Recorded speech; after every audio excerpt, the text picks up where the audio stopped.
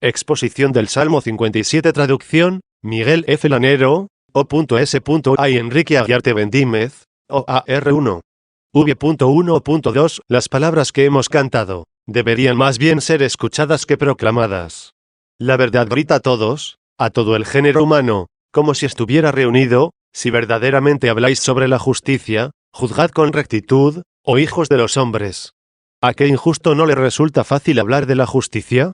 ¿O quién, interrogado sobre la justicia, cuando él no está implicado en la causa, no es capaz de responder lo que es justo?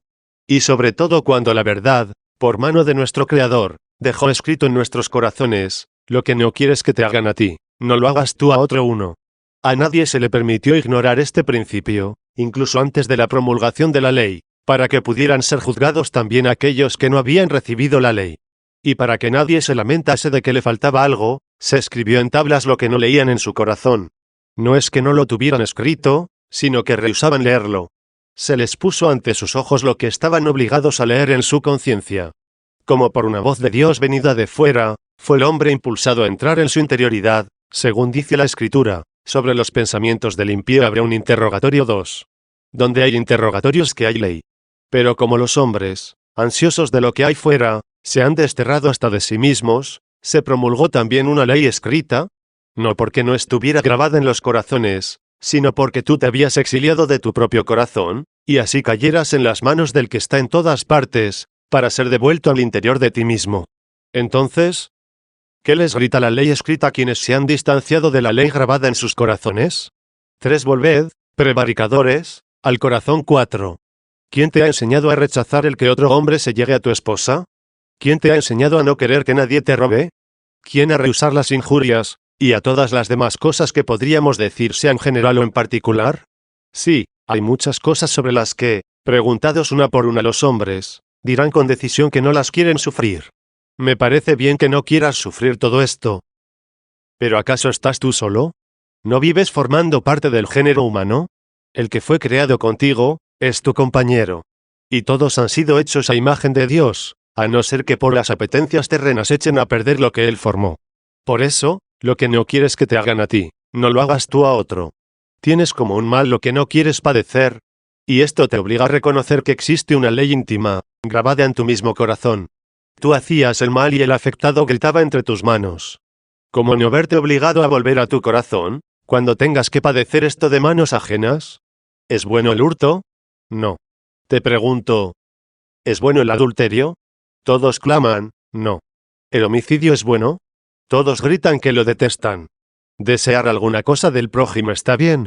La voz unánime es que no. Y si todavía no lo has reconocido, mira que se acerca uno con intención de llevarse tus cosas. Si te parece bien, responde lo que quieras.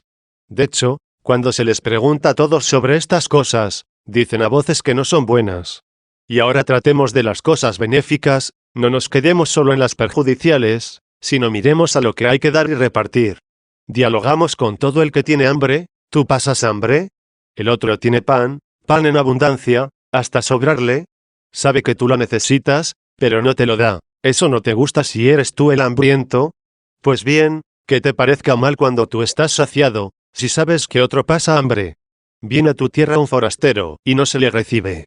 Se pondrá a gritar que esa ciudad es inhumana, que él habría podido encontrar hospedaje más fácilmente entre los bárbaros. ¿Le parece injusticia porque la sufre? A ti, quizá, no te parece así, pero es preciso que te sientas tú forastero, y veas cómo te podría disgustar que no te ofrecieran lo que tú, en tu tierra no has querido ofrecer al forastero. Pregunto a todos, ¿son verdaderas estas cosas? ¿Son verdaderas? ¿Son justas estas cosas? Son justas. 2. Pero escuchad el Salmo, si verdaderamente habláis de la justicia, juzgad con rectitud, oh hijos de los hombres. Que no sea una justicia de palabra, sino de hechos. Porque si actúas de una manera y hablas de otra, hablas bien, pero juzgas mal. ¿Y si obras mal? ¿Cómo vas a juzgar bien? Si te preguntan qué es mejor, el oro o la fe, tú no eres tan perverso y alejado de toda verdad, como para contestar qué es el oro. Lógicamente antepondrás la fe al oro. Has hablado según la justicia. ¿Has oído el Salmo? Si verdaderamente habláis de la justicia, juzgad con rectitud, hijos de los hombres. ¿Y cómo probaré que tú no juzgas tal como hablas? Tengo ya una respuesta tuya que antepone la fe al oro. Pero ha venido un amigo tuyo de no sé dónde, que sin testigo alguno te da en depósito una cantidad de oro. Solo lo sabe él y tú, en lo que se refiere a los hombres. Porque hay allí otro testigo invisible que sí ve. Un testigo que está presente, aunque no entre las cuatro paredes de la habitación, sino en la morada de vuestras conciencias. Y una vez depositado el oro, tu amigo se marcha, sin decirle nada a los suyos de esta encomienda, esperando volver y recuperar lo que le había consignado al amigo. Pero como ocurre en los acontecimientos humanos, murió durante el viaje. Tiene un heredero, ha dejado un hijo, el cual ignora lo que el padre poseía y el depósito que a ti te había dejado. Vamos, vuélvete, prevaricador, vuélvete a tu corazón, donde está grabada esta ley, lo que no quieras que te hagan a ti, no lo hagas tú a otro. Imagina que fuiste tú el que se lo encomendaste a un amigo, sin decírselo a nadie de los tuyos, y que has muerto, dejando un hijo. ¿Qué es lo que tú querrías que el amigo le entregase? Responde, juzga la causa, en tu mente está el tribunal del juez. Ahí está Dios sentado, y está presente, como acusadora, tu propia conciencia, y el temor como verdugo. Estás tratando asuntos humanos, te hayas envuelto en la humana sociedad. Piensa a ver qué es lo que quieres que tu amigo le dé a tu hijo. Sé bien lo que te va a contestar tu conciencia, juzga según lo que en ella estás oyendo. Vamos, juzga, te dirá esa voz. Porque la voz de la verdad no se calla, no clama con los labios, pero da gritos desde el corazón. Aplica el oído. Estate así presente junto al hijo de tu amigo. Lo verás, quizá, como un indigente vagabundo, que ignora lo que poseía su padre, dónde lo depositó, a quién se lo encomendó. Suponte ahora que se trata de tu propio hijo, haz vivir al que despreciabas como muerto, y piénsate tu muerto para que tengas vida. Pero la avaricia nos induce a algo diverso, nos da órdenes contradiciendo a Dios. A una cosa nos impulsa a Dios, a otra distinta la avaricia. Una cosa en el paraíso ordenó nuestro Creador, y otra contraria, cruzándose la seductora serpiente. Ponte a pensar en tu primera caída, como consecuencia de ella morirás, tienes que pasar fatigas, comer el pan con el sudor de tu rostro, la tierra te produce espinas y abrojos. 5. Aprende por la experiencia lo que no quisiste aprender por el mandato. Pero la que vence es la codicia. ¿Y por qué no la verdad? ¿Dónde ha quedado lo que antes hablabas? Mira que estás pensando en negarte a entregar el oro, en ocultárselo totalmente al heredero de tu amigo. Preguntaba poco a qué es más valioso, qué es mejor, si el oro o la fe. ¿Por qué dices una cosa y haces otra?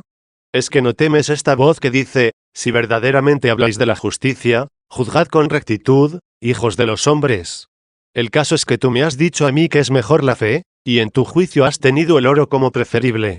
¿No has juzgado como hablaste? Has hablado la verdad, pero tu juicio ha sido falso. Luego cuando hablabas de la justicia, no hablabas rectamente, si verdaderamente habláis de la justicia, juzgad con rectitud, oh hijos de los hombres. Cuando me respondías sobre la justicia, me hablabas con sonrojo, no con sinceridad. 3. Pero tratemos ya el punto que nos ocupa, si os parece bien. Dulce y bien conocida por la Iglesia es aquella voz, la voz de nuestro Señor Jesucristo y la de su cuerpo, la voz de la Iglesia que sufre, que peregrina en la tierra, y vive entre peligros de quienes la maldicen y quienes la adulan. No temerás a quien te amenaza, si no tienes afecto al adulador. El autor de estas palabras, se fija y ve que todos hablan de justicia. ¿Quién rehusará pronunciarla, para no ser tenido como injusto? Y como percibiendo las voces de todos, y mirando a sus labios, los gritaba, si verdaderamente habláis de justicia, si no habláis falsamente sobre la justicia, si los labios no pronuncian una cosa y otra se esconde en el corazón, juzgad con rectitud, oh hijos de los hombres.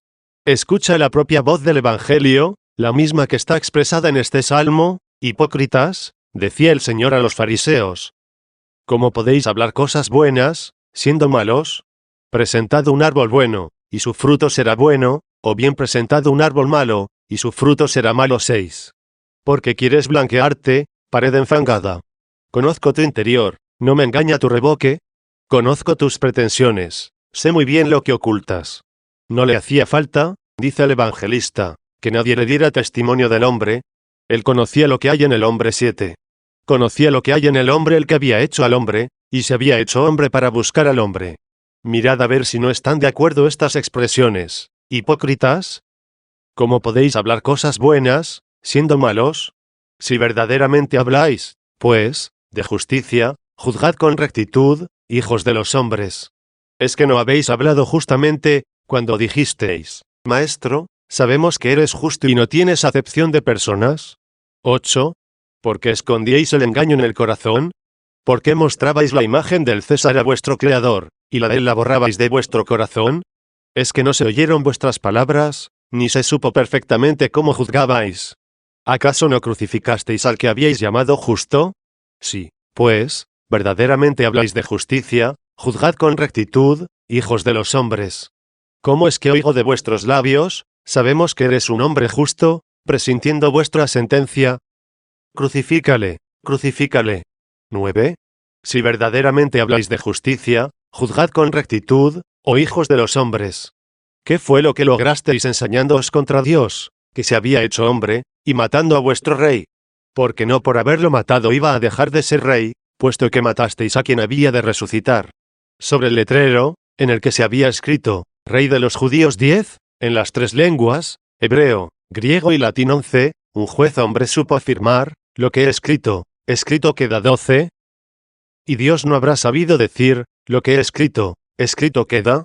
Efectivamente, es vuestro rey, vivo, es vuestro rey, muerto, es vuestro rey. He aquí que resucitó, y en el cielo es vuestro rey. Mirad que ha de venir, y hay de vosotros, porque él es vuestro rey. Seguid, pues, hablando de justicia y negaos a juzgar con rectitud, hijos de los hombres. Vosotros que no queréis juzgar justamente, seréis justamente juzgados. Vuestro rey, efectivamente, está vivo, y ya no muere más, la muerte ya no tiene dominio sobre él. 13. He aquí que viene, volveos, prevaricadores, a vuestro corazón. 14. He aquí que vendrá. Corregíos antes de que venga, anticipaos a su presencia con vuestra confesión. 15. Mirad que viene, es vuestro rey. Recordad el título puesto en la cruz. Aunque no lo veáis escrito, no obstante permanece. En la tierra no se lee, pero sí se conserva en el cielo. ¿Pensáis que aquella inscripción se destruyó? ¿Qué es lo que dice el título de este salmo? Hacia el fin, no destruyas a David en la inscripción del título. No se destruye aquella inscripción del título. Vuestro rey es Cristo, puesto que Cristo es el rey de todos. Porque suyo es el reino, y él dominará las naciones. 16. Ahora bien, si él es el rey, mirad que antes de venir os dice, todavía estoy hablando, aún no me he puesto a juzgar. Y si clamo así, con amenazas, es que no quiero ir juzgando. Sí, pues, verdaderamente habláis de justicia, juzgad con rectitud, oh hijos de los hombres. 4. V.3. ¿Y ahora? ¿Qué hacéis? ¿Por qué os digo esto? Porque en la tierra estáis obrando maldades en vuestro corazón. Pero esas maldades, ¿solo en el corazón? Escucha lo que sigue, al corazón le siguen las manos están al servicio del corazón. Primero se piensa y luego se obra. Y si no se lleva a la práctica, no es por no querer, sino porque no podemos. Lo que quieres hacer, pero no puedes, Dios te lo imputa como realizado. Porque en la tierra estáis obrando maldades en vuestro corazón. ¿Y cómo sigue? Vuestras manos van enlazando maldades. ¿Qué quiere decir, van enlazando? Que de un pecado nace otro pecado, y que el pecado lleva al pecado, impulsado por el pecado. ¿Cómo es esto? Sí, uno ha cometido un robo, es un pecado. Fue sorprendido por alguien, y ahora busca eliminar el que lo vio. A un pecado sigue otro pecado. Suponiendo que Dios, por un oculto designio, le permitiera matar al que ya él buscaba para matarlo. Luego se da cuenta de que se conoce su delito, y planea matar al que lo conoce, ha enlazado un tercer pecado.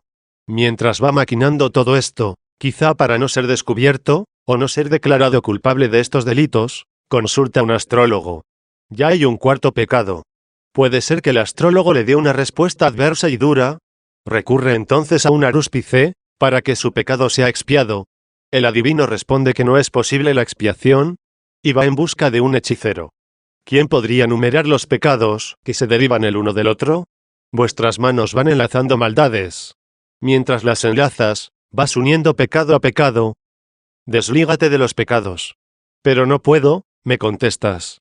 Grítale a Dios. Pobre de mí. ¿Quién me librará de este cuerpo de muerte? 17. Vendrá entonces la gracia de Dios y sentirás placer por la bondad, como antes te deleitaba la maldad. ¿Y tú, hombre libre ya de tus ataduras? Exclamarás a Dios, rompiste mis ataduras 18.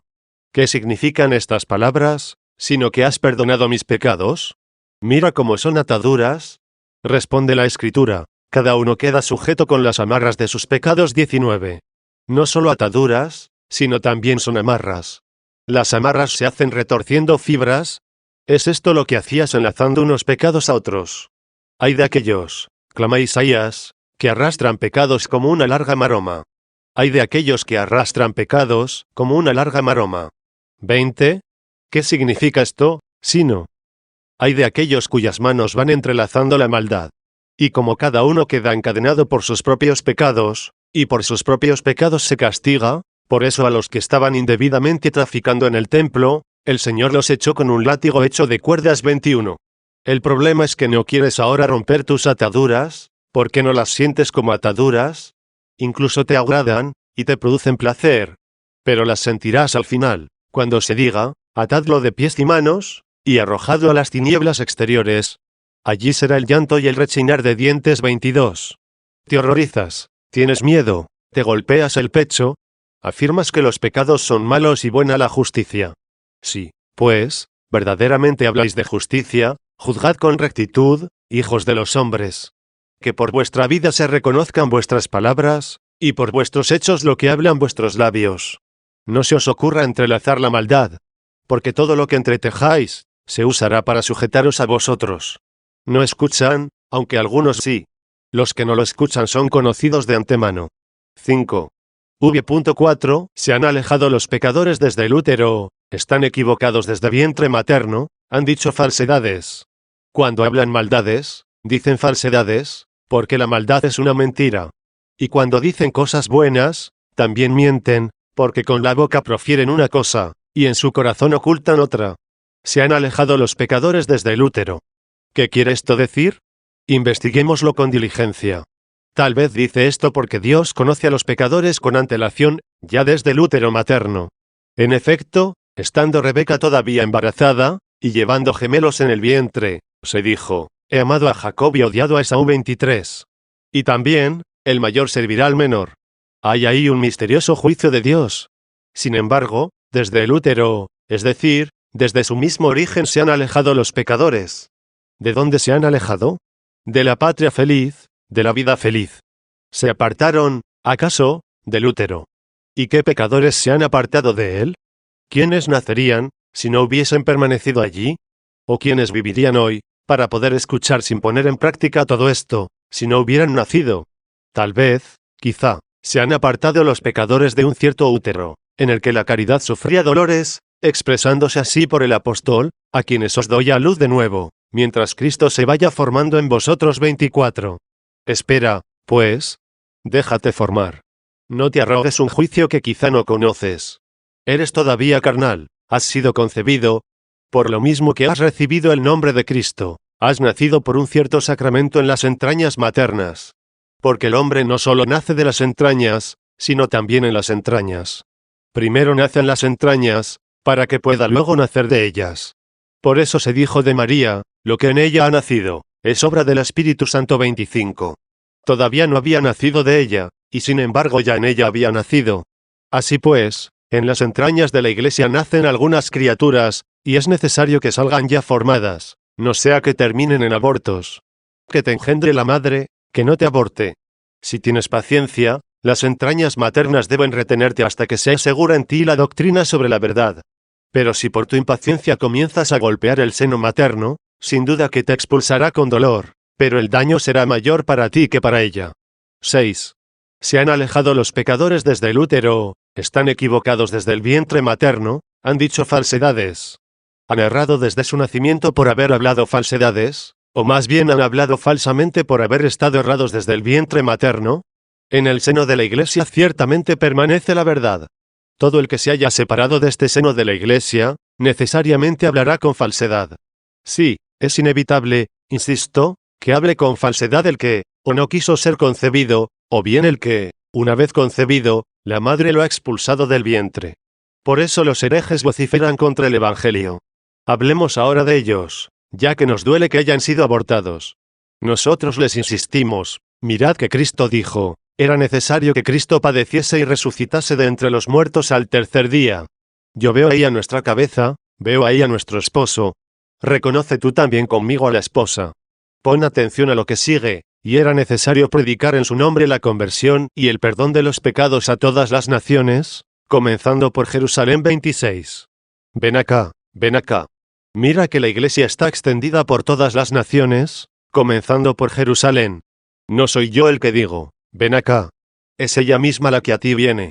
Pero ellos, haciéndose sordos contra el Evangelio, no nos permiten leerles la palabra de Dios, que se jactan de haber librado de las llamas, pero que quieren destruir con la lengua.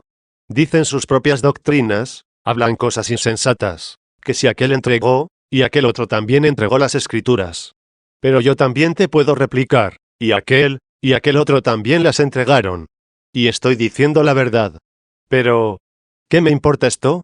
Ni tú me lees del Evangelio los que estás nombrando, ni yo tampoco he tomado del Evangelio los que he nombrado. Quitemos de en medio nuestros escritos, y que el centro lo ocupe el libro de Dios. Escucha a Cristo que habla, escucha la verdad que dice, predíquese en su nombre la conversión y el perdón de los pecados por todos los pueblos, empezando por Jerusalén. No, dicen ellos. Escuchad más bien lo que nosotros decimos. No queremos oír lo que dice el Evangelio. Sí, se han extraviado los pecadores desde el útero, están equivocados desde el vientre materno, han dicho falsedades. Digamos nosotros la verdad, porque lo que hemos oído es la verdad, lo que dice el Señor, no lo que el hombre dice. Puede ser que el hombre mienta, pero no es posible que mienta la verdad misma. Por boca de la verdad reconozco a Cristo, que es la verdad personificada. Por boca de la verdad reconozco a la Iglesia, partícipe de la verdad. Que no me hable falsedades en las entrañas de la Iglesia nadie, que esté equivocado desde el seno materno, antes tendría que ver qué es lo que me quiere enseñar. Veo a uno extraviado desde el útero, lo veo equivocado desde el vientre materno. ¿Qué voy a oír de él, sino falsedades? Están equivocados desde el vientre materno, han dicho falsedades. 7. V.5.6 Su indignación se parece a la de la serpiente. Vais a oír una gran cosa. Su indignación se parece a la de la serpiente. Y como si le hubiéramos preguntado, ¿qué has dicho? Continúa el salmista, como la indignación de la víbora sorda. ¿Por qué sorda? Y que cierra sus oídos. Es sorda porque cierra sus oídos. Y que cierra sus oídos, y que no obedece la voz de los encantadores, y del medicamento que el sabio les ha medicado 27. Como hemos oído, esto lo dicen los hombres, que han aprendido estas cosas con el conocimiento que les ha sido posible, aunque realmente es el Espíritu de Dios quien las conoce mucho mejor que todos los hombres. No en vano dijo esto, sino porque puede darse el caso de que sea verdad lo que hemos oído de la víbora. Cuando la víbora comienza a sentir la influencia del hechicero Marso, que la va atrayendo con ciertos cánticos especiales, como también hay otras muchas magias, escuchad lo que hace. Pero mientras tanto, fijaos en esto, hermanos.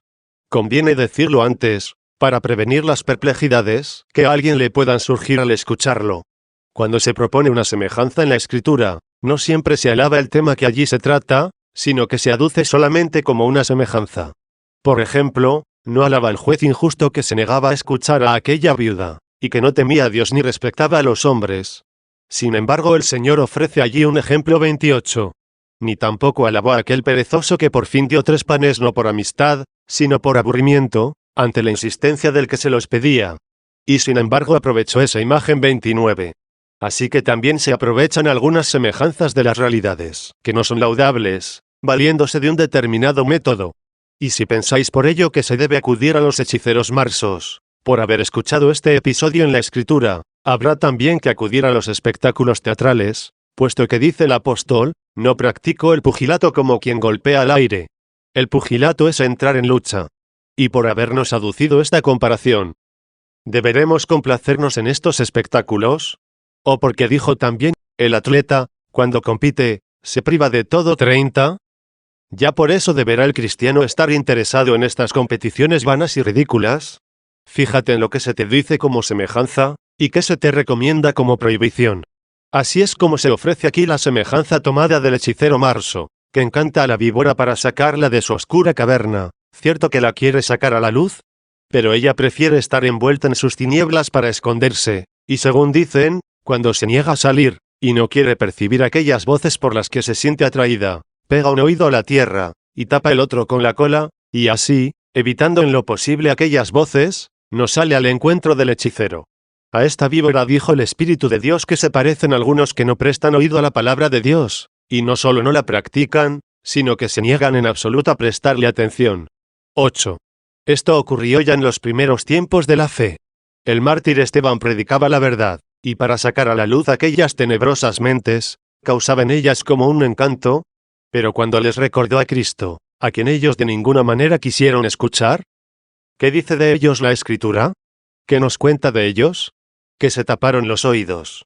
¿Qué fue lo que perpetraron después? Lo declara el relato de la pasión de Esteban. No eran sordos, se hicieron los sordos. Y como no tenían abiertos los oídos del corazón, al irrumpir con fuerza la palabra por los oídos carnales, forzaban incluso a los oídos del corazón. Por eso cerraron los oídos corporales y se pusieron a apedrearlo. 31. No oyeron la voz del encantador, ni el medicamento que el sabio les había medicado. ¿Qué quiere decir esto del medicamento medicado por el sabio? ¿Tal vez le llama así al medicamento ya preparado? ¿O es que buscamos algo más? De hecho, un medicamento se puede entender como algo ya preparado. En los profetas ya había medicamentos, los había en la ley, los mismos mandamientos eran todos medicamentos. Y sin embargo este medicamento no estaba todavía medicado, fue con la venida del Señor, como se hizo medicinal el medicamento.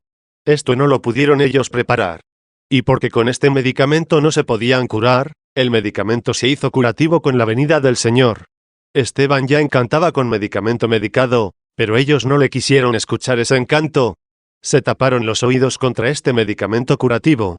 Así hicieron cuando fue nombrado Cristo. Su indignación fue como la indignación de la serpiente. ¿Por qué tapáis vuestros oídos? Esperad y poned atención. Y luego, si podéis, ensañaos contra Esteban.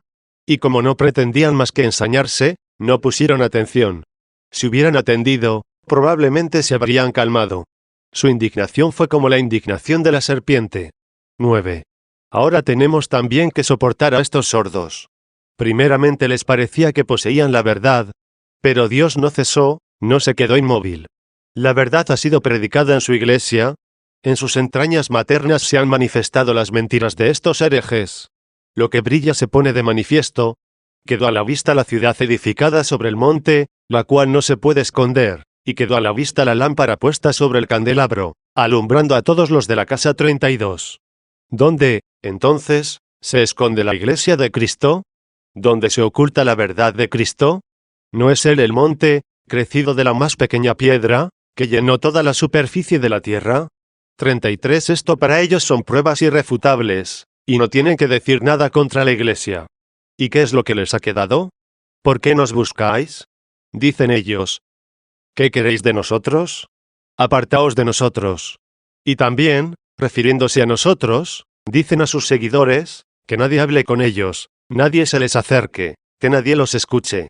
Su indignación es como la de las serpientes, como la de la víbora sorda, que se tapa los oídos, que no escucha la voz de los encantadores y del medicamento, es decir, la voz del medicamento, medicado por el sabio. Porque ya vino Cristo, que dio cumplimiento a la ley y los profetas. 34, que estableció claramente la verdad, de cuyos dos preceptos depende toda la ley y los profetas. 10. Buscamos quizá algún significado en el hecho de que la víbora, según se dice, cierra sus oídos, apretando el uno contra la tierra, y tapando el otro con la cola. ¿Qué significado tiene esto? Por cola entendemos, sin duda, lo último, lo de atrás, y por ello conviene darle la espalda al pasado, y encaminarnos a lo que se nos promete. Luego no nos debemos complacer en nuestra vida pasada ni tampoco en la presente. Esto nos lo sugiere el apóstol, cuando dice, ¿qué fruto habéis cosechado de aquellas cosas, de las que ahora os avergonzáis? 35 nos invita a apartarnos del recuerdo complaciente de las cosas pasadas, para que no nos dejemos llevar del deseo de disfrutarlas, volviendo así con el corazón a la cautividad de Egipto. ¿Y de las cosas presentes? ¿Cómo nos exhorta a despreciarlas también? No mirando, dice, lo que se ve, sino lo que no se ve. Lo que se ve es temporal. Lo que no se ve es eterno. 36. Y dice, además, de la vida presente, si solo en esta vida tenemos puesta nuestra esperanza en Cristo, somos los más dignos de compasión de todos los hombres. 37. Olvídate, Por tanto, de las cosas pasadas, en las que viviste mal, desprecia el presente, en el que vives de transitoriamente, no sea que te apegues a él, y te impida llegar a las realidades futuras. Si te deleita la vida presente, ya has pegado el oído a la tierra. Y si te complaces en tu vida pasada, que también se ha deslizado y quedado atrás, has tapado tu oído con la cola. Debes, pues, moverte hacia la luz, salir de las tinieblas, habiendo oído la voz del medicamento medicado por el experto, y así, caminando en la luz, digas lleno de alegría, olvidándome de lo que quedó atrás, me lanzo a lo que está por delante. 38. No dice, olvidándome de lo que quedó atrás, y deleitándome en el presente. Al decir, olvidándome de lo que quedó atrás, no se tapó el oído con la cola, y cuando dice, me lanzo a lo que está por delante, no se hizo sordo ni a las realidades futuras ni a las presentes. Con razón oye, predica, se alboroza su legua, predicando la verdad en la luz nueva, desprendido de la vieja túnica. Para esto sirve la astucia de la serpiente, cuya astucia nos mandó imitar el Señor. Así dice, sed astutos como serpientes. ¿Qué es astutos como serpientes? Ofrece todos tus miembros al que te golpea, mientras conserves intacta la cabeza. La cabeza del varón es Cristo. 39. Pero resulta gravoso como el peso de un cierto cuero, o la vejez del hombre viejo. Escucha al apóstol, desnudándoos del hombre viejo, revestíos del nuevo. 40. ¿Y cómo me despojo yo, dirás, del hombre viejo? Imita la astucia de la serpiente. ¿Qué hace la serpiente para despojarse de sus viejas escamas? Se contrae y pasa por un estrecho agujero. ¿Y dónde encontraré, replicas, el estrecho agujero? Escucha, estrecho y angosto es el camino que lleva a la vida, y pocos son los que transitan por él. 41. Te asusta este camino, y no quieres transitarlo, porque son pocos los que caminan por él. Ahí es donde tienes que dejar la vieja túnica, ya que en otro lugar no es posible. Ahora bien, si prefieres que te estorben, que te pesen, que te opriman tus viejos hábitos, no vayas por la vía angosta. Si te encuentras cargado con una cierta vejez de tu pecado y de la vida pasada, por ahí no puedes pasar. Y puesto que el cuerpo corruptible oprime al alma. 42, hay que evitar que nos opriman las inclinaciones corporales, o desnudarse de los deseos carnales. ¿Y cómo desnudarse de ellos, si no caminas por la vía estrecha, si no tienes la astucia de la serpiente? 11. V.7. Dios le rompió sus dientes en la boca. ¿La boca de quién es? De aquellos cuya ira es como la de la serpiente, y como la de la víbora que tapa sus oídos para no percibir la voz del encantador, y del medicamento medicado por el sabio. ¿Qué les ha hecho a estos el Señor? Le rompió sus dientes en la boca. Así ha pasado. Y esto sucedió al principio, y sucede ahora. Pero sería suficiente, hermanos míos, con decir, Dios le rompió sus dientes. ¿Por qué añaden la boca? No querían los fariseos oír la ley, no querían oír de Cristo los preceptos de la verdad, eran semejantes a la serpiente y a la víbora. Se complacían en sus pecados pasados, y no querían dejar su vida presente, es decir, cambiar los gozos terrenos por los eternos. Se tapaban un oído con la complacencia en el pasado, y el otro con el placer del presente, o sea, que no querían oír. ¿Y si no? ¿De dónde procede aquella afirmación? Si le dejamos libre, vendrán los romanos y nos destruirán el lugar santo y la nación.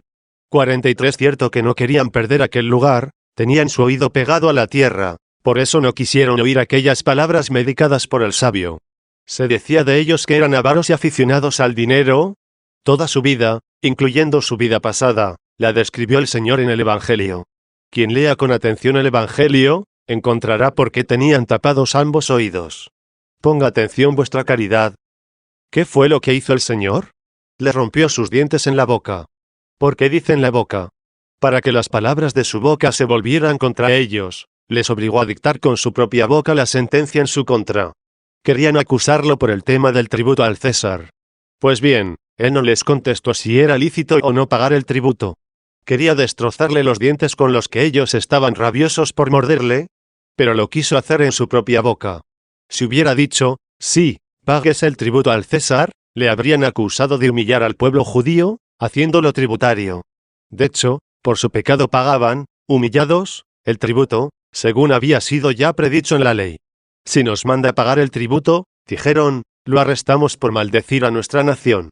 Pero si llega a decir, no paguéis, lo arrestamos por ponerse contra nosotros, que somos sumisos al César. Esta doble trampa le pusieron al Señor, como para hacerle caer en ella.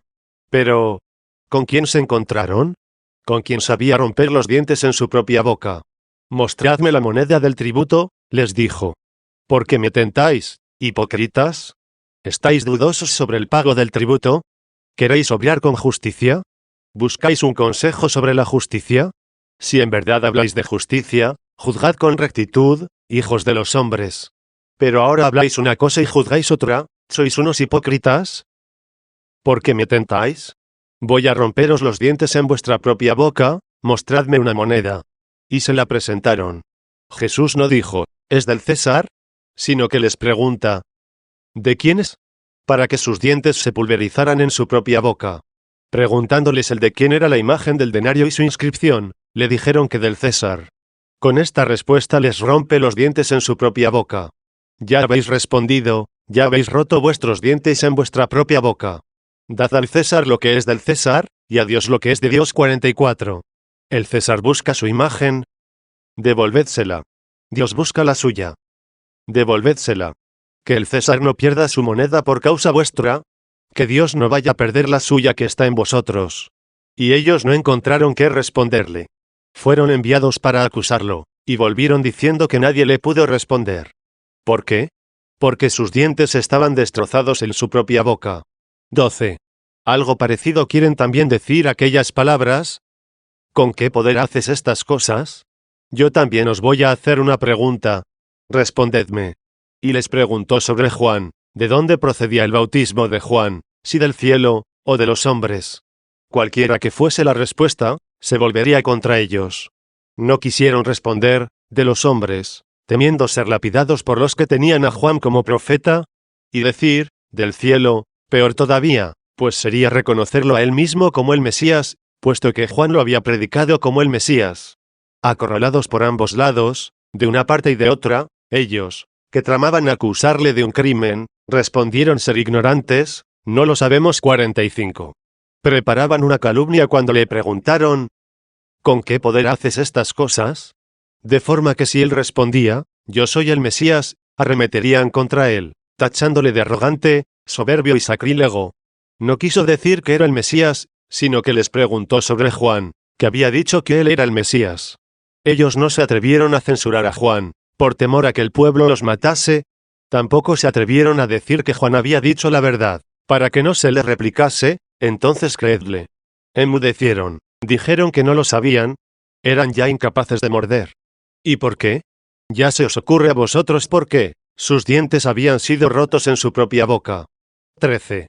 El Señor desagradó al fariseo aquel que lo había invitado a comer, por habérsele acercado a sus pies la mujer pecadora, y lo criticó diciendo, si éste fuera profeta, sabría qué clase de mujer se le ha acercado a sus pies.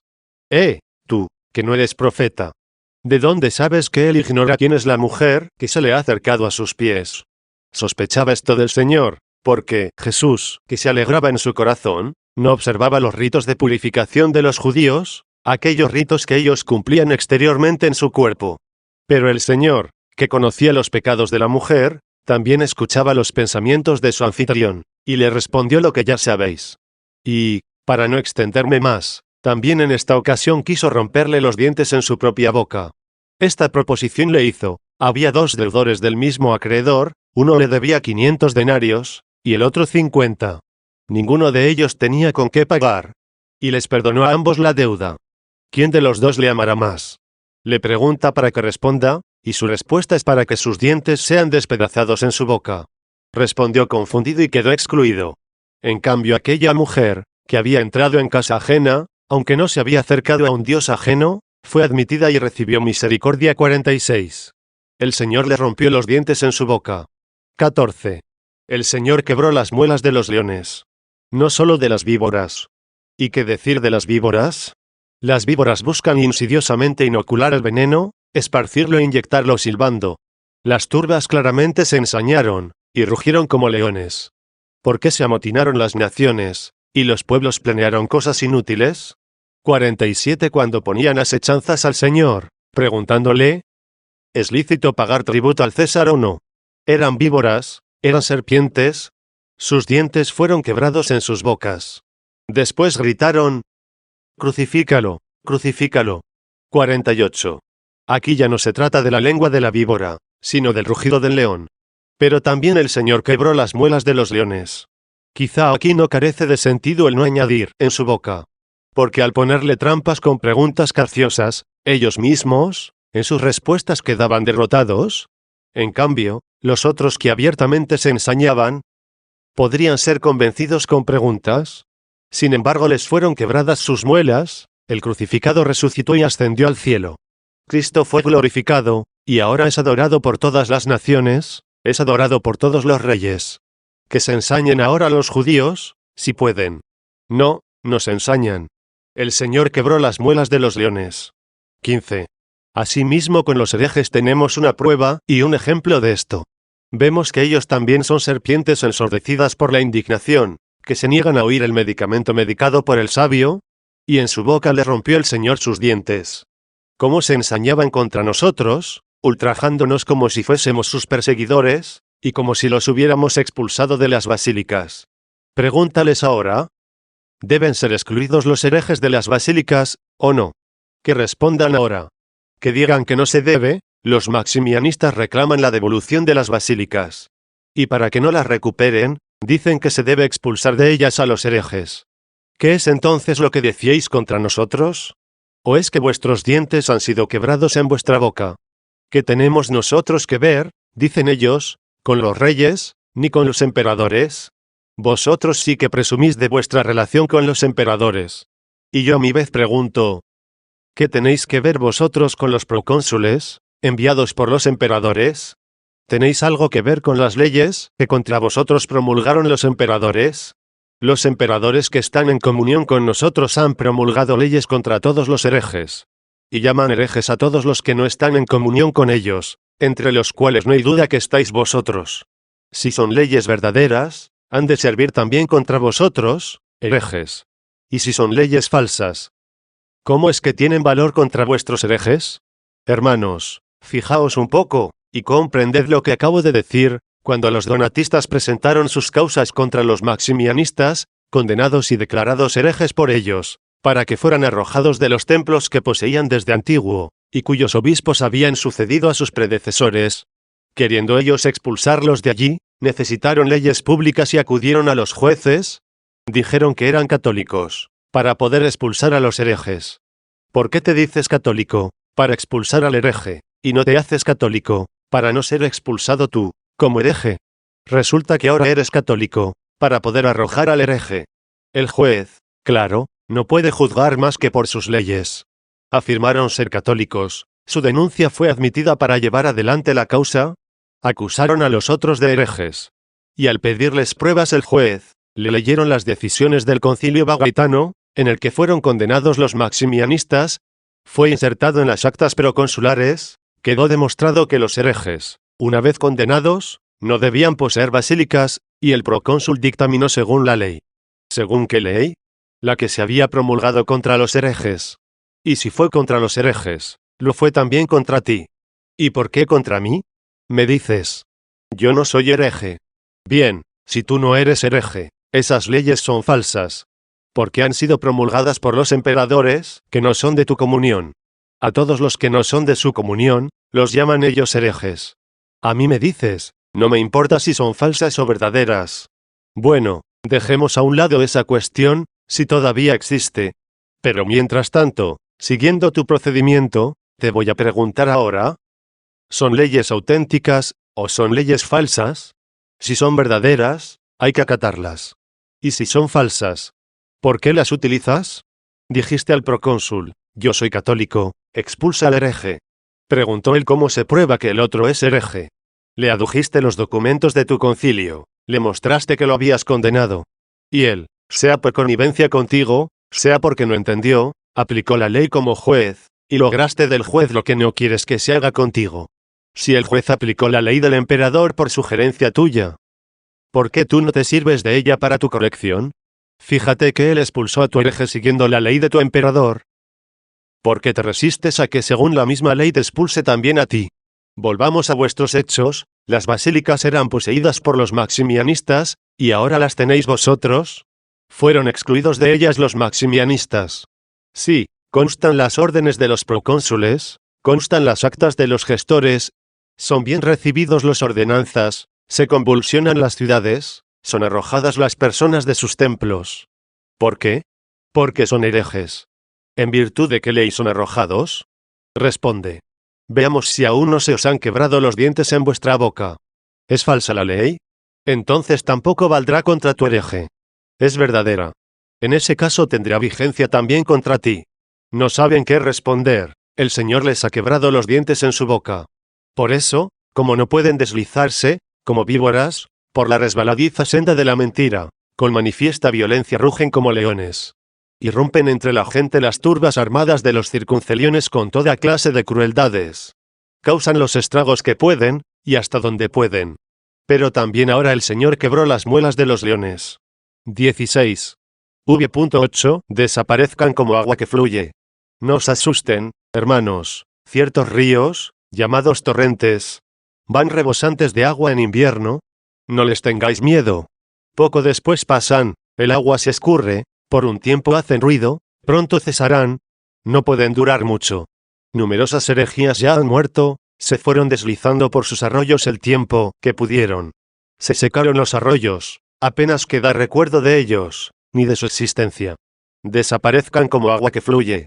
Pero no solo ellos, todo este mundo durante un tiempo hace ruido, y busca quien le siga. Que no os asusten todos los impíos, todos los soberbios, que como torrentes irrumpen y confluyen con estrépito contra la roca de su soberbia. Son aguas invernales, no estarán para siempre. Necesariamente afluirán a su lugar, a su término. Y sin embargo de este torrente del mundo se empapó el Señor, aquí padeció, y de este torrente bebió, pero bebió de pasada, estando en camino, porque no se detuvo en la senda de los pecadores 49. Pero, ¿qué dice de él la Escritura?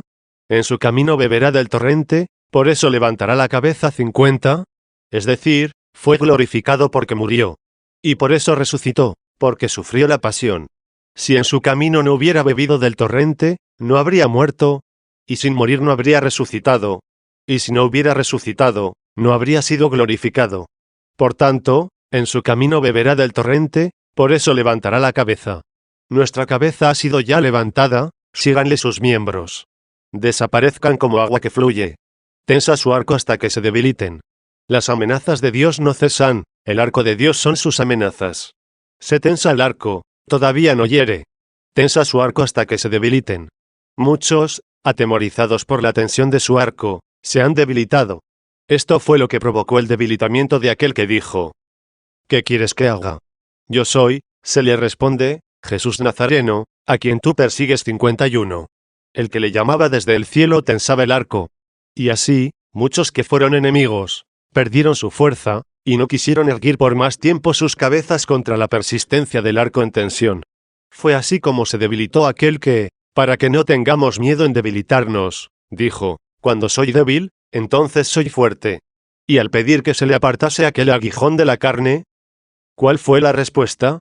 La fortaleza se perfecciona en la debilidad 52. Tensa el arco hasta que se debiliten. 17. V.9. Desaparecerán como cera que se derrite. Tú ibas a decir, ¿no todos sufren debilidad como yo para creer? Muchos perseveran en sus maldades y en su malicia. Tampoco temas a estos, desaparecerán como cera que se derrite. No van a ser tus enemigos, no van a durar mucho, serán devorados por ese fuego de sus deseos. Porque aquí hay un cierto castigo escondido, a él se va a referir el Salmo hasta el final. Son unos pocos versículos, estad atentos. Hay un castigo, el fuego del infierno, el fuego eterno, porque el castigo futuro es de dos clases.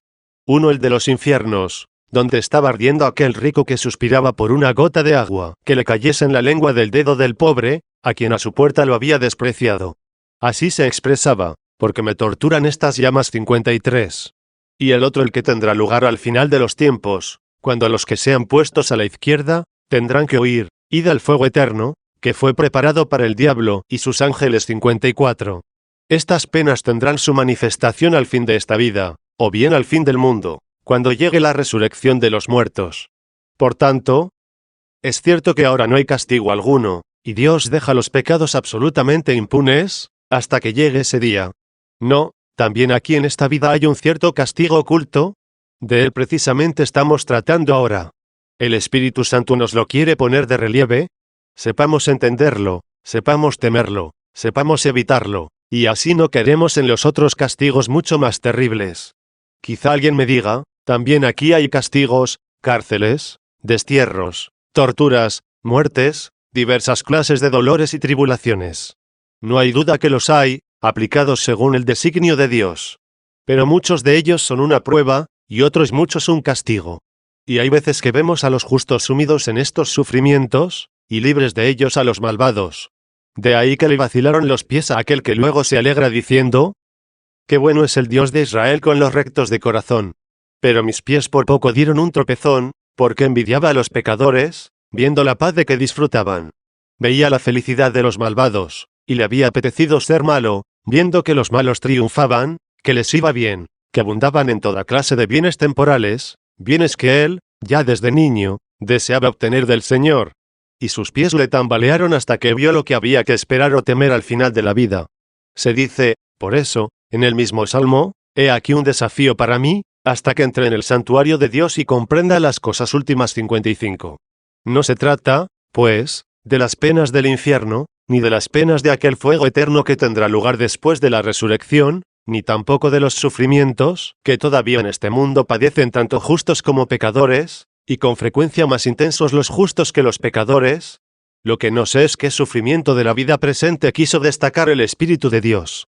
Poned atención, me oiréis decir algo que ya conocíais. Pero se hace más agradable cuando se explica en un salmo que se pensaba oscuro antes de explicarlo. Voy, pues, a mostraros lo que ya sabíais. Pero como os lo muestro desvelándolo de donde aún no lo veíais, vais a disfrutar de él como si fuese algo nuevo. Mirad cuál es el castigo de los malvados. Desaparecerán, dice, como cera derretida. Ya os dije que todo esto era por sus ambiciones. El mal deseo es como el ardor del fuego. El fuego consume el vestido, y el deseo del adulterio no va a consumir el alma. Cuando la Escritura habla de la intención adulterina, dice: ¿puede uno recoger fuego en su seno, sin quemar sus vestidos? Si llevas brasas en tu regazo, ¿queda perforada la túnica? Si en tu pensamiento tramas el adulterio, ¿va a quedar intacta tu alma? 56:18.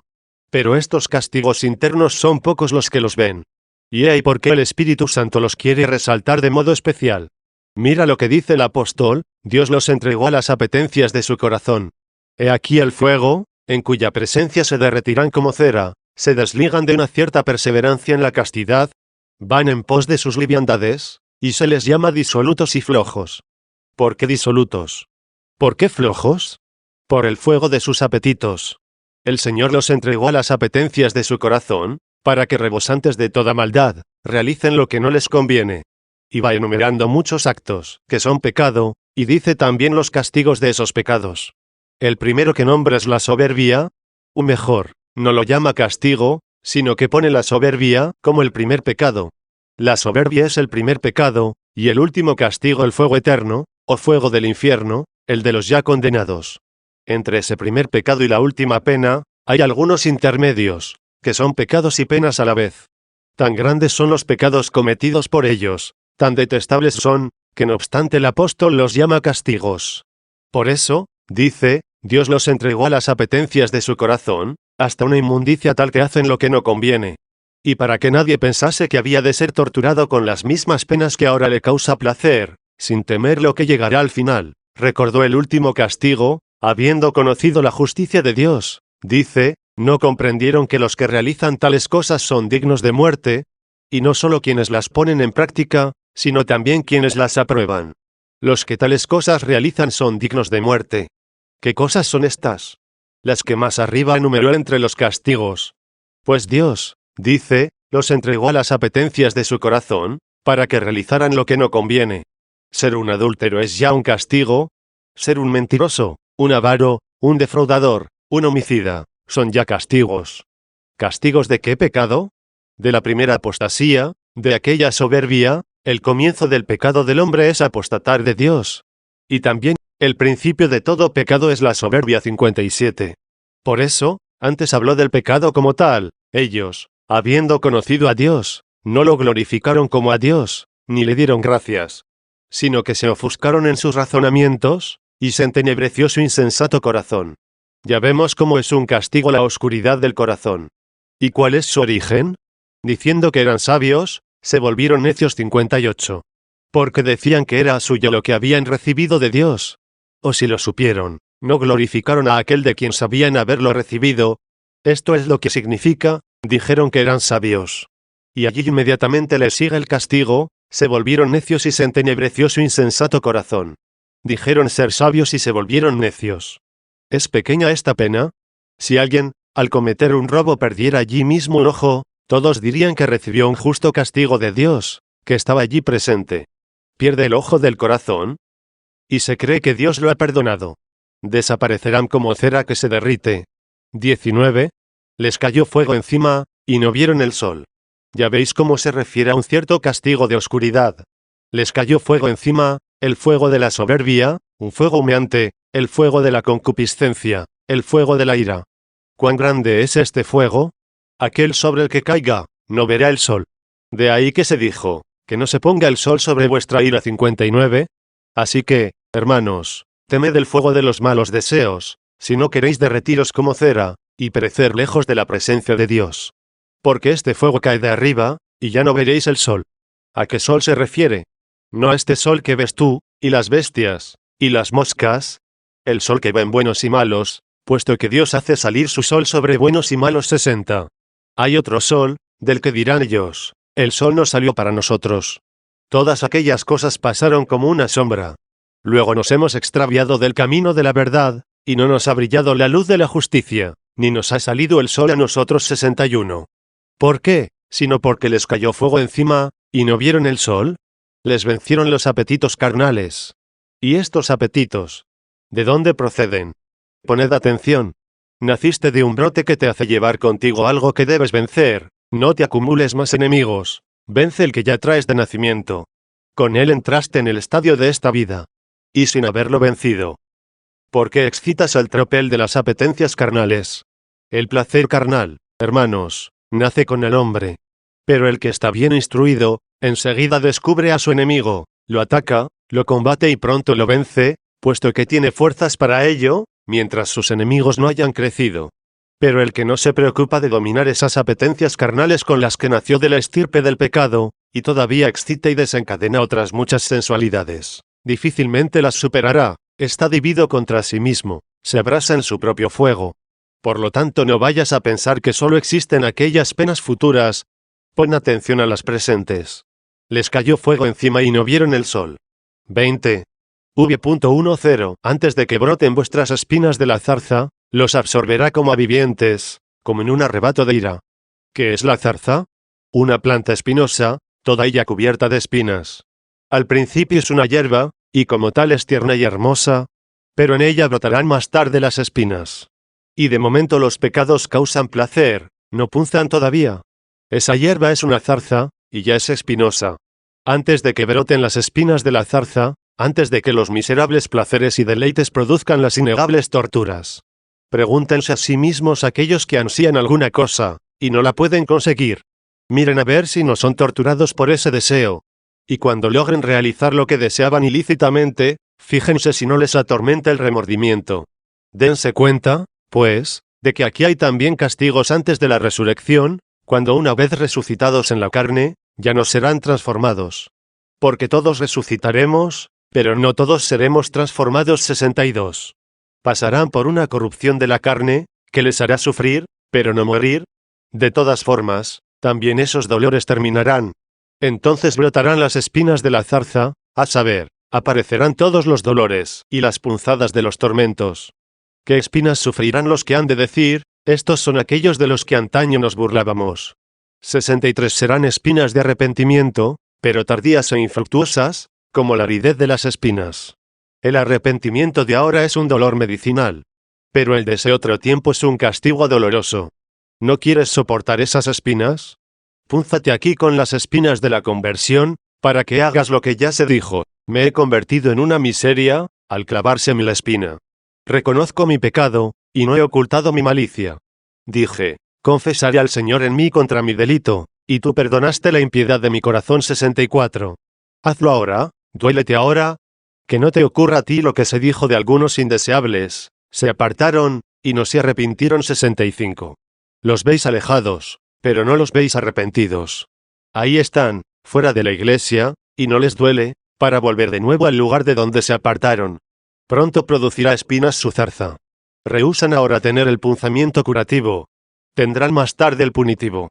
Pero también ahora, antes de producir espinas la zarza, les ha venido encima un fuego que les impide ver el sol, un fuego que, aun en vida, los devora por la ira de Dios, el fuego de los malos deseos, de los honores vanos, de la soberbia, de su avaricia. ¿Y dónde está el castigo? En no conocer la verdad, en no darse por vencidos, en que ni la misma verdad los logra someter. ¿Hay algo más glorioso, hermanos, que someterse y rendirse a la verdad? Sométete con gusto a la verdad, pues si no, ella te vencerá a la fuerza. Por tanto el fuego de los malos deseos, que les vino encima, impidiéndoles ver el sol, devoró la zarza antes de producir las espinas, que los pudieran punzar. En otras palabras, oculta su mala vida, antes de que esa misma vida produzca los consabidos tormentos del final. Pero este fuego oculta la zarza en la ira de Dios. No es despreciable el castigo de no ver ahora el sol, y no creer en las espinas que después les han de brotar de esta su mala vida. Porque vosotros sois, dice, la zarza, a la cual, a vosotros mismos, que estáis vivos, es decir, que estáis todavía en esta vida, antes de que produzca en el juicio futuro las espinas de vuestros ya conocidos tormentos, las consume ahora en su ira, algo así como si las absorbiese y no las dejara aparecer. De ahí que, en mi opinión, el orden de las palabras sería más claro poniéndolas como sigue: les cayó fuego encima, y no vieron el sol, y este fuego, como en la ira, os consume a vosotros, como a vivientes, como si fuerais la zarza, antes de que produzca vuestras espinas. Es decir, a vosotros, que os halló ser zarza, os consumió antes de la muerte, antes de que la zarza haga brotar después de la muerte vuestras espinas, en aquella resurrección de condena. ¿Y por qué no dijo simplemente vivientes, sino como a vivientes? Sin duda porque es falsa esta vida de los impíos. No es que vivan, sino que a ellos les parece que viven. ¿Y por qué no dice en la ira, sino como en la ira? Porque Dios hace todo esto con tranquilidad. En efecto, así está escrito: tú, Señor de todo poder, juzgas con tranquilidad 66. Por eso, cuando amenaza, no se encoleriza, ni se perturba, sino que parece airarse, porque castiga y da su merecido. Y así también los que no quieren corregirse, parece que viven, pero en realidad no viven. Pues el castigo del primer pecado, y de los que le siguieron, pesa sobre ellos. Y es a este castigo al que se le llama ira de Dios, porque procede del juicio de Dios. Y por eso el Señor, refiriéndose al que no cree, dice: la ira de Dios permanece sobre él 67.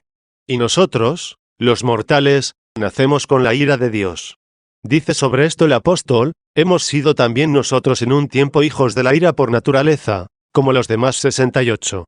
¿Qué significa hijos de la ira por naturaleza? Sino que somos portadores de la pena del primer pecado. Pero si nos convertimos, desaparece la ira y se nos brinda la gracia. ¿Que no quieres convertirte? Estás añadiendo culpas a la que ya tienes por nacimiento, serás consumido como por la ira en el tiempo presente. 21. V.11. Fijaos, pues, en esta condena, y alegraos de no estar bajo su efecto todos los que progresáis, todos los que entendéis y amáis la verdad, todos los que preferís en vosotros la victoria de la verdad más que vuestra victoria. Que no cerráis vuestros oídos a la verdad, por el disfrute de lo presente y el recuerdo del pasado, no vayáis a ser como el perro, que volvió sobre su vómito 69. Los que así os portéis, ved el castigo de los que así no se comportan, y alegraos. Todavía no han llegado las penas del infierno, todavía no ha llegado el fuego eterno. El que progresa según la voluntad de Dios, compárese ahora con el impío. Compare un corazón ciego con un corazón iluminado. Comparad los dos, el que ve y el que está privado de la visión corporal. ¿Y qué importancia tiene la visión corporal? Tenía Tobías sanos los ojos corporales. Su hijo sí los tenía, pero él no. Y él, ciego como estaba, le mostraba a su hijo vidente el camino de la vida 70. Por eso, cuando reflexionáis sobre una tal pena, alegraos porque no entráis en ella. A este respecto dice la Escritura: se alegrará el justo viendo la venganza. No se refiere a la futura. Mira cómo sigue el Salmo: lavará sus manos en la sangre del pecador. ¿Qué significa esto? Ponga atención vuestra caridad. ¿Acaso cuando un homicida es ajusticiado, deberán acudir los inocentes a lavarse allí las manos? ¿Qué sentido tiene entonces, lavará sus manos en la sangre del pecador? Cuando el justo ve el castigo de un pecador, le aprovecha a él, y la muerte de uno aprovecha para la vida de otro. Si espiritualmente se derrama la sangre de los que mueren en su interior, tú viendo ese castigo, lava allí tus manos, viven adelante con más pureza. Pero, ¿y cómo lavará sus manos, si es justo? ¿Qué tiene que lavar de sus manos un justo? Pero el justo vive de la fe. 71. Luego llama fieles a los justos. Desde el momento en que has creído, ya se te tiene por justo. De hecho ya ha tenido lugar la remisión de los pecados.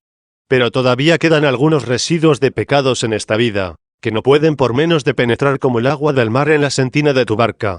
No obstante, puesto que has creído, cuando veas que alguien, totalmente apartado de Dios, sucumbe en aquella ceguera, y que le cae encima aquel fuego, sin dejarle ver el sol, tú, que ya ves a Cristo por la fe, y lo podrás después ver cara a cara, puesto que el justo vive de la fe, contempla la muerte del impío, y purifícate de tus pecados. Así es como lavarás de algún modo tus manos en la sangre del pecador. Lavará, dice, sus manos en la sangre del pecador. 22. V.12 Y el hombre dirá, luego sí hay fruto para justo. Sí, antes de que suceda lo que está prometido, antes de dar la vida eterna, antes de que los malvados sean arrojados al fuego eterno, ya aquí, en esta vida, hay un fruto para el justo. ¿Qué fruto? Alegría en la esperanza, paciencia en la tribulación. 72. ¿Y cuál es el fruto del justo? Nos gloriamos en las tribulaciones, sabiendo que la tribulación produce paciencia, la paciencia aprobación, la aprobación esperanza, y la esperanza no defrauda. Porque el amor de Dios ha sido derramado en nuestros corazones por el Espíritu Santo que se nos ha dado. 73. ¿Se alegra el ebrio? ¿Y no se alegrará el justo? En la caridad está el fruto del justo. Pobre del ebrio, incluso cuando se embriaga.